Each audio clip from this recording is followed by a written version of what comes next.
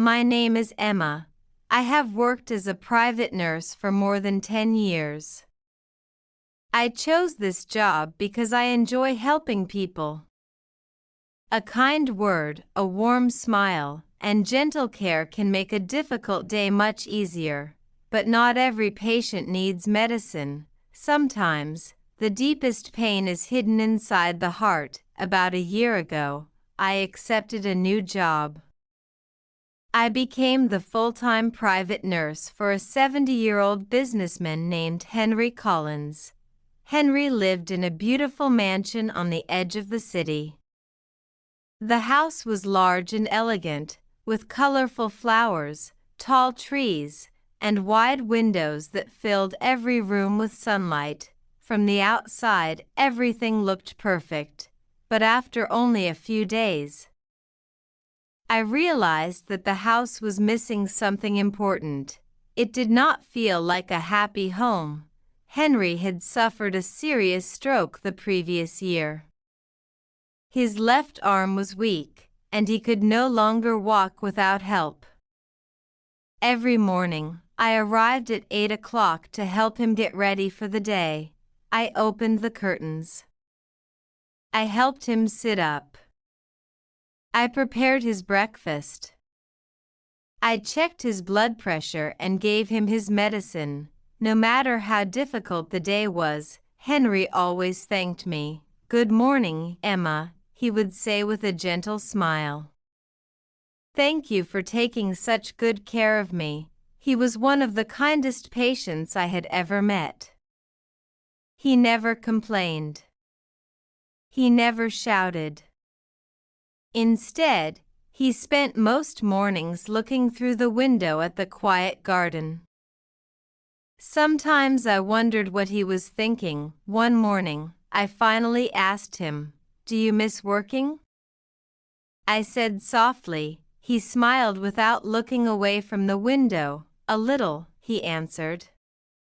"But I miss walking more." His words stayed with me all day. Around 10 o'clock every morning, another person arrived. Henry's wife. Her name was Sophia. She was almost 30 years younger than her husband. She always wore elegant clothes and expensive perfume. Every visit looked exactly the same. She entered with fresh flowers. She kissed Henry on the forehead. She smiled warmly. "You look wonderful today," she said. Henry's face immediately became brighter. He loved her deeply. Anyone watching them would believe they were the perfect couple. Sophia stayed for only 20 or 30 minutes before checking the time. "I have an appointment," she would say. "Or I need to meet a friend." Henry simply smiled. "Take care," he always replied. "I will see you tomorrow." After she left, the room became quiet again. At first, I believed she was simply a busy wife trying to balance many responsibilities. But as the days passed, I started noticing small things. She looked at her phone every few minutes. Sometimes she smiled at messages she never shared with Henry. Sometimes she left the room to answer private calls. Whenever she returned, she acted as if nothing had happened. Perhaps it was nothing. Or perhaps I was noticing details that others ignored. As a nurse, paying attention to small details had always been part of my job. I had no idea that those tiny observations would soon lead me to a truth that would change every life inside this house. The next afternoon, I accidentally overheard a quiet phone conversation in the hallway. What Sophia whispered into her phone made me question everything I thought I knew about her. The following afternoon, Henry was resting after lunch. The doctor had advised him to sleep for at least 1 hour every day, so I quietly closed the curtains and left the room. I walked downstairs to prepare a fresh cup of tea. As I passed through the hallway, I heard a soft voice. It was Sophia. She was standing near the back door with her phone pressed against her ear. She did not notice me because a tall flower vase was blocking her view. Her voice sounded completely different. It was warm. It was cheerful. It was the voice of someone deeply in love. I miss you too, she whispered. Do not worry. He is asleep now. I stopped walking. My heart began to beat faster.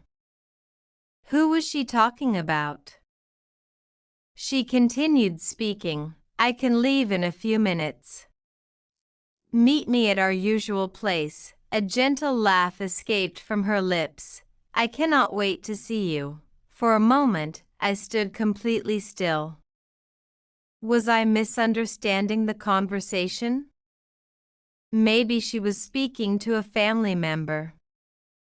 Maybe there was another explanation. Just then, Sophia ended the call and turned around. Our eyes met. She looked surprised for only a second. Then her expression became calm again. Emma, she said with a polite smile.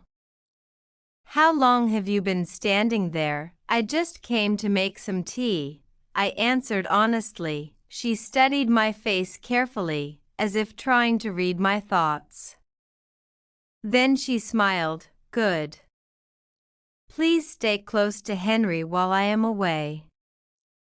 Of course, I replied. Without another word, she walked out of the house. I watched her expensive car disappear through the front gate. Something inside me felt uneasy. The conversation I had just heard kept repeating in my mind. When I returned to Henry's bedroom, he was still asleep. His breathing was calm. His face looked peaceful. Looking at him, I felt a deep sadness. He trusted Sophia completely. Every day he spoke about her with love and admiration. He believed she was always by his side, even when she was away. I sat quietly beside the window. As a nurse, my first responsibility was to protect my patient. But what should I do if the greatest danger was not an illness? What if it was a painful truth? I told myself not to make quick judgments. One phone call was not enough to accuse someone. I needed facts, not guesses. Still, I could not ignore the uneasy feeling growing inside my heart. Something was wrong.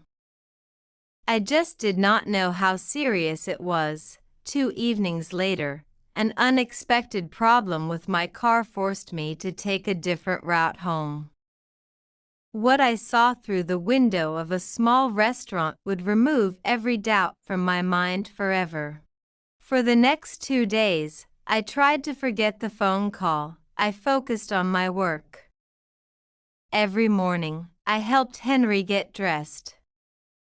I prepared his medicine, checked his blood pressure, and wheeled him into the garden whenever the weather was pleasant. He always smiled when he saw the flowers.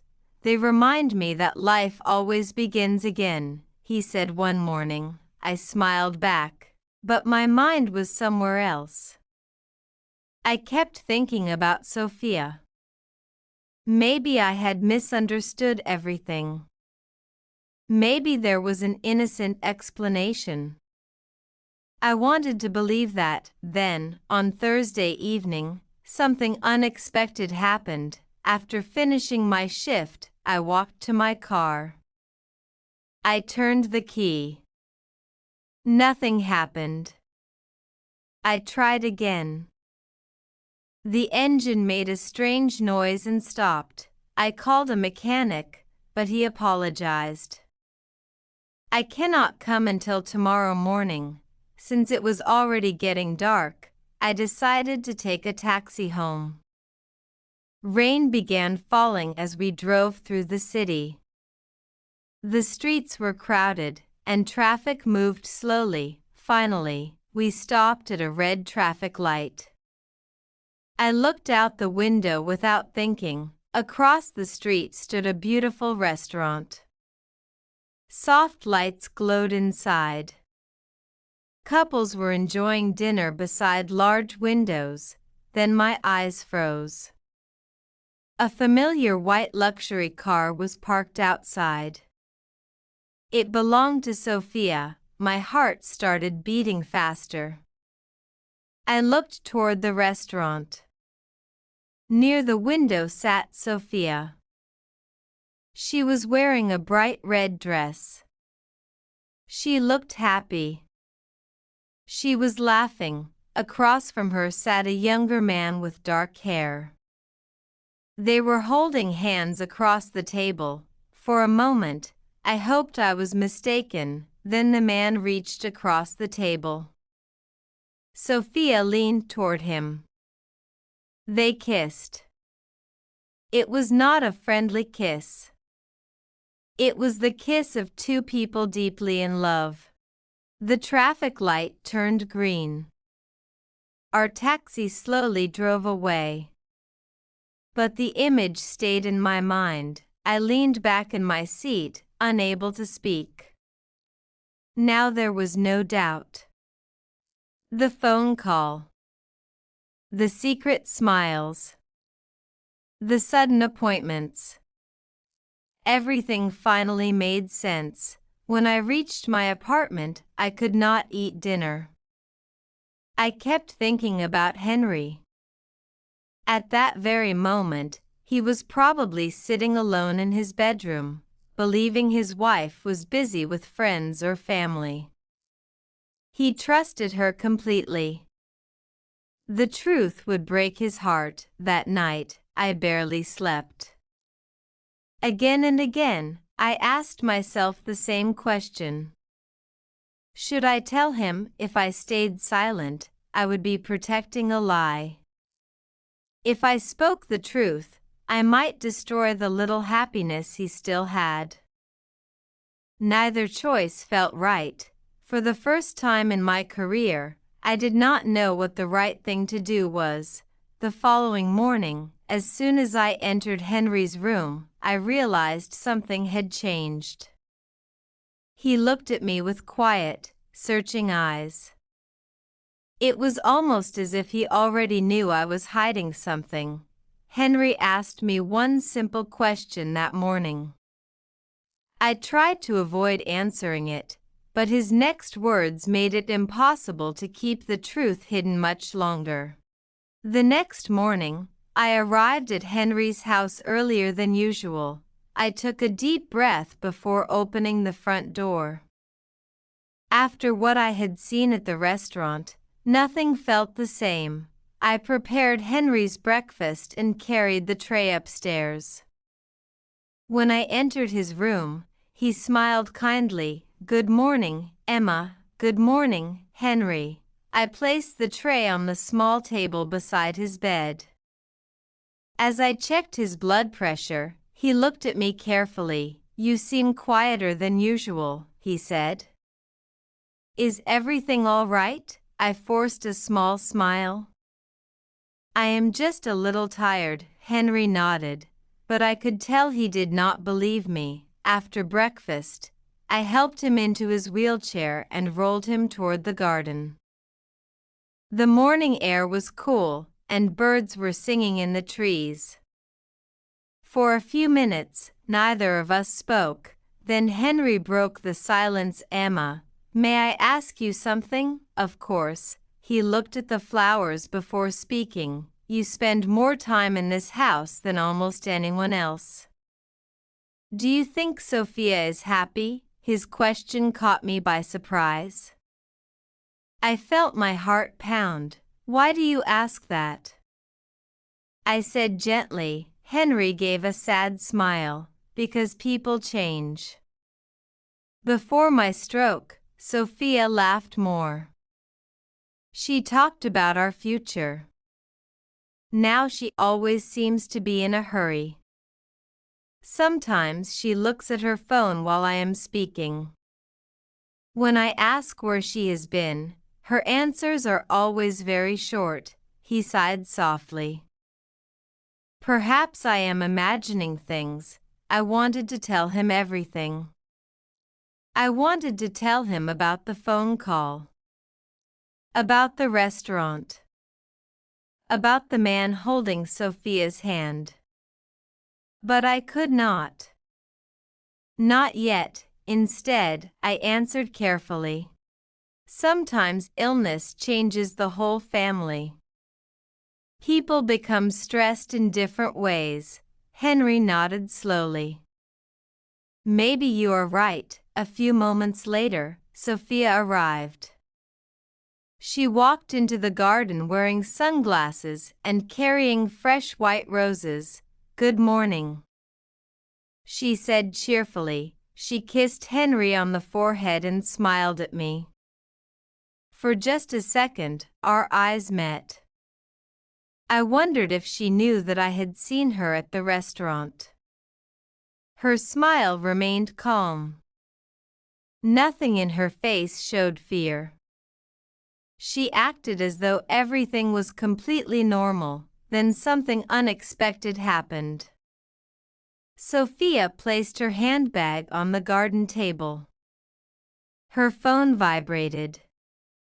She walked a few steps away to answer another call. As she hurried off, the phone screen lit up. Without touching it, I accidentally saw the name displayed on the screen, Daniel. A few seconds later, Sophia quickly picked up the phone and walked farther into the garden. She spoke so quietly that I could not hear the conversation, but I no longer needed to. Now I knew the younger man's name. And I knew the truth was becoming impossible to ignore. That afternoon, while organizing Henry's medical records, I accidentally discovered an envelope that revealed another shocking secret. It proved that Sophia's betrayal was not only about love, it was also about money. That afternoon, Sophia left the house earlier than usual. I have a meeting downtown, she said with a smile. I will be back before dinner, Henry nodded. Drive safely. As soon as she left, I helped Henry back to his bedroom for his afternoon rest. Within a few minutes, he was asleep. I quietly walked downstairs to organize his medical records. The family kept all of Henry's health documents inside a small cabinet near the study. As I arranged the files, one large white envelope slipped from the shelf and landed on the floor. I bent down to pick it up. Across the front was written, Private Henry Collins. The envelope had not been sealed properly. Several papers slid halfway out. I only wanted to place them back inside. But one page immediately caught my attention. It was an insurance document. Henry had signed it only 2 months earlier. I carefully read the first few lines. If Henry passed away, the insurance company would pay a very large amount of money. The only person listed as the beneficiary was Sophia Collins. I slowly placed the paper back. There was nothing unusual about a husband naming his wife, but another document was attached behind it. This one was different. It was an application to update Henry's will. My eyes moved across the page.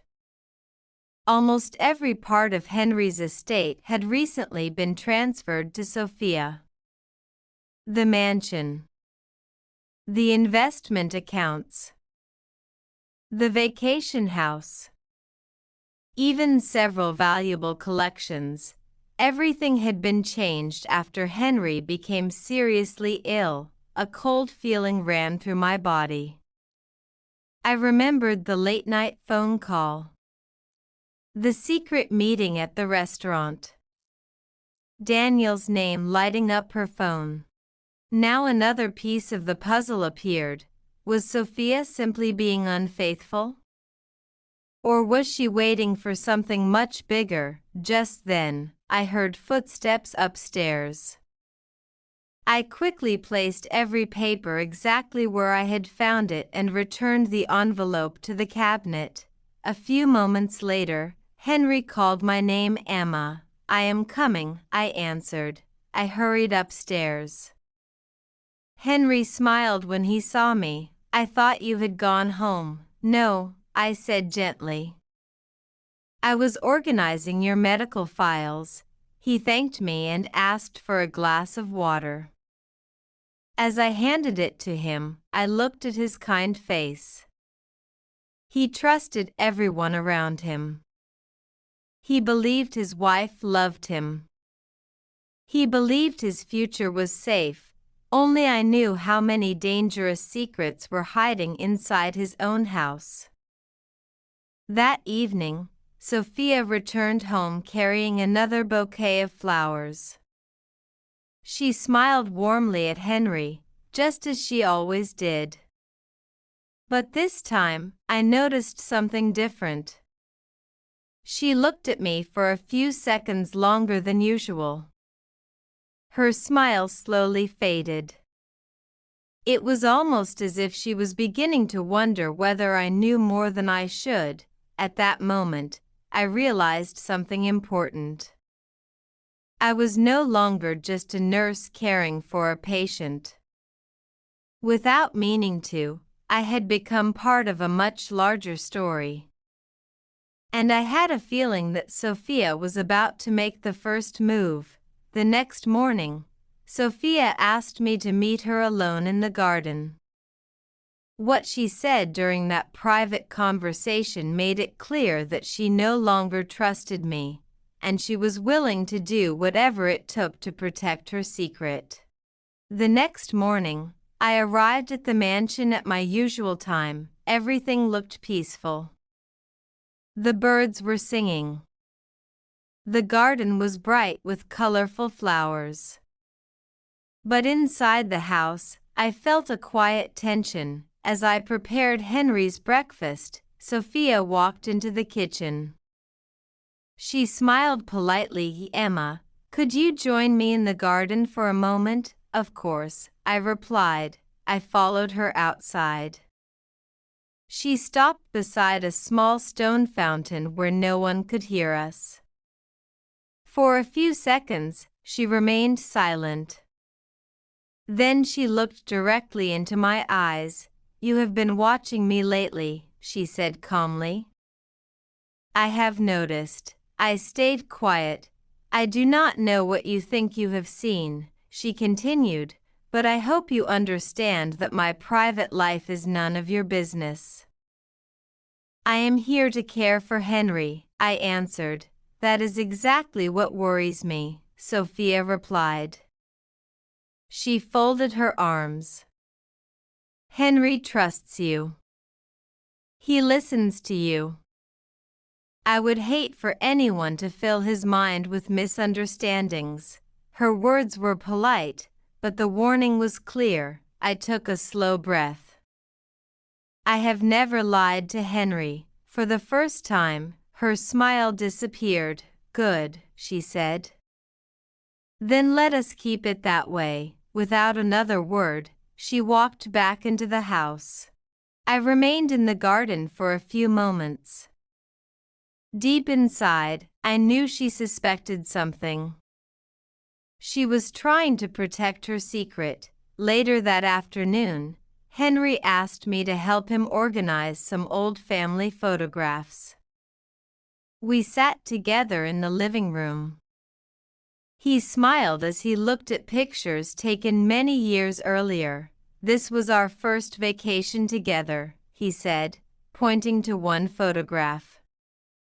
And this was the day we bought this house. his eyes filled with happy memories. I truly believed we would grow old together. His words broke my heart. At that moment, I realized that staying silent was no longer protecting Henry. It was protecting the lie. I gently placed the photo album on the table. "Henry," I said softly, "there is something important we need to discuss." He looked at me with surprise. "What is it, Emma?" I hesitated for only a second. "I have discovered something about Sophia." His smile slowly faded. "What do you mean?" I did not want to believe it at first. I hoped I was mistaken. "But I have seen enough to know the truth." Henry's hands began to tremble. He looked at me with fear in his eyes. "Please," he whispered. "Tell me." I took a deep breath. Every word I spoke next would change his life forever. There was no turning back. The truth had finally reached the moment when it could no longer remain hidden. As I began telling Henry everything I had seen, we had no idea that Sophia was quietly standing outside the living room door. She heard the first sentence, and within seconds, she rushed inside, determined to stop the truth from coming out. "I have discovered something about Sophia," I had just said. Before I could speak another word, the living room door flew open. Sophia stood in the doorway, her face pale, her hands shaking. "Stop," she said sharply. "Do not say another word." Henry turned his wheelchair toward her, confusion filling his eyes. "Sophia, what is going on?" She stepped into the room, glancing quickly at me, then back at Henry. "Whatever Emma is about to tell you," she said, her voice trembling, "it is not what it seems." Henry looked between the two of us. "Then tell me what it actually is," he said quietly. "Because right now, no one in this room is making any sense to me." Sophia opened her mouth, but no words came out. For the first time since I had met her, she looked lost. I stepped forward gently. "Henry, I am not trying to hurt you," I said. "I am only telling you because you deserve the truth." Sophia turned to me, her eyes filling with tears. "You do not understand anything," she said. "You see phone calls and dinners, and you think you know my whole life. Then explain it to me," Henry said, his voice firmer now than I had ever heard it. "Explain all of it. The phone calls. The sudden appointments. The man named Daniel." Sophia froze at the sound of that name. "How do you know about Daniel?" she whispered. Henry's face changed slowly, understanding settling over him like a heavy weight. "So it is true," he said quietly. "It is really true." Sophia sank into the chair across from him, her hands covering her face. "I never wanted this to happen," she said through her tears. "I was young when we married. I loved you, Henry. I still do, in my own way. But watching you grow weaker every day, watching the life we planned disappear a little more each week, I felt so alone." Daniel was there. He listened. He made me feel like myself again. Henry sat in silence for a long moment, absorbing every word. "And the will?" he finally asked. "The insurance. Were you also planning for my death while you loved another man?" Sophia's head snapped up, panic flooding her face. "How do you know about that?" she asked, looking directly at me. I did not answer. I did not need to.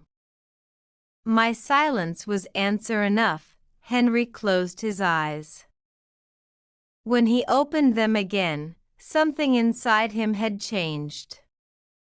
The trusting, gentle man I had cared for all year was still there, but underneath it, I saw something new. A quiet, painful strength. Sophia, he said calmly, I think it is time we both told the truth. All of it.